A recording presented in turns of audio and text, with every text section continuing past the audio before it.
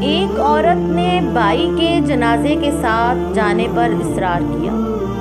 اس نے دفن کرنے کے بعد تمام حاضرین کے سامنے اونچی آواز میں کہا، یا اللہ، اب یہ تیرے سپرد ہے، تو عادل اور حاکم الحاکمین بھی ہے۔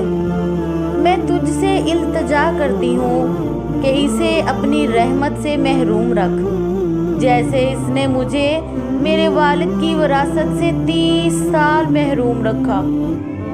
دنیا فانی ہے، سب یہیں چھوڑ کر جانا ہے۔ بہنوں کا حق اور ان کی وراثت کا حصہ تمہارے کام نہیں آئے گا، سب کچھ دنیا میں ہی چھوڑ کر جاؤ گے۔ خدارا ہوش کے ناخن لیجئے اور اپنی آخرت خراب مت کیجئے۔ اپنی بہنوں اور بیٹیوں کو وراثت میں ان کا حق فوری ادا کریں۔